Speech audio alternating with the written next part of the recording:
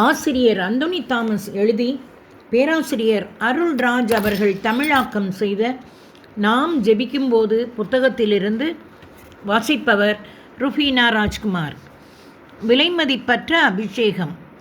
உங்களுக்கு கொடுக்கப்பட்ட அபிஷேகத்தினுடைய வெளிப்பாட்டின் திறவுகோல் ஜெபமாகும்.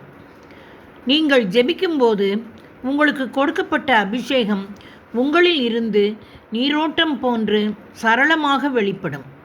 ஜெபிக்காவிட்டால் அந்த அபிஷேகம் தேங்கிவிடும், அது செயலற்று போய்விடும். தூய ஆவி உங்களிடம் வரும்போது நீங்கள் கடவுளது வல்லமையை பெற்று எனக்கு சாட்சிகளாயிருப்பீர்கள். திருத்தூதர் பணி 1 அதிகாரத்தில் 8வது வசனம். கிரேக்க மொழியில் டுனாமிஸ் என்ற வார்த்தை வல்லமை என்ற வார்த்தையை குறிக்க பயன்படுத்தப்படுகிறது. டுனாமிஸ் என்ற வார்த்தை டைனமைட் அல்லது டைனமோ என்ற வார்த்தையிலிருந்து பிறந்ததாகும். கடவுளின் வல்லமை என்பது காரியங்களை மாற்றக்கூடிய ஆற்றல் கொண்டதாகும்.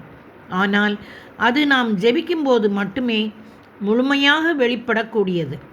கடவுளின் மகிமையை உங்களுக்குள் இருக்கிற அபிஷேகம் வெளியரங்கமாய் உயர்த்த வேண்டி நீங்கள் மீண்டும் எழுந்து ஜெபிக்க வேண்டியது தேவையாயிருக்கிறது. அந்த வல்லமையை செயல்படுத்தும் இரகசியம் ஜெபம்தான். ஆவிக்குரிய இயக்கங்களின் செயல்பாடுகளின் வளர்ச்சிக்கு பின்புலமாக இருப்பது அநேகரின் சோர்வில்லாத தொடர்ச்சியான ஜெபம்தான்.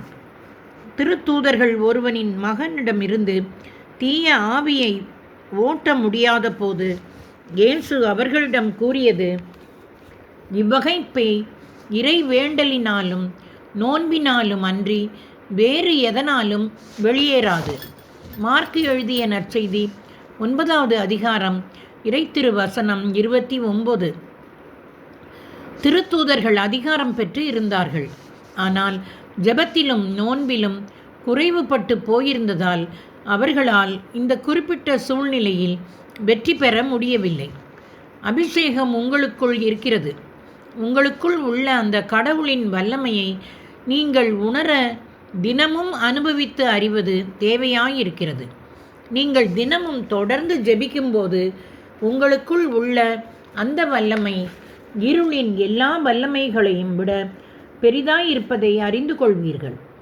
நீங்கள் அவரிடமிருந்து பெற்றுக்கொண்ட அருள் பொழிவு உங்களுள் நிலைத்திருக்கிறது. 1 யோவான் 2 அதிகாரத்தில் 27வது வசனம். அந்த அபிஷேகம் உங்களுக்கு கற்றுத்தரும். 1 யோவான் 2 அதிகாரத்தில் 27வது வசனம். அந்த அபிஷேகம் உங்களுக்கு அதிகாரத்தை அளிக்கும். திருத்தூதர் பணி 1 அதிகாரத்தில் 8ஆம் வசனம். அந்த அபிஷேகம் உங்களை ஆட்கொள்ளும். லூக்கா எழுதிய நற்செய்தி 24வது அதிகாரத்தில் இறைத்திரு வசனம் 49. தொடர்வோமா நண்பர்களே?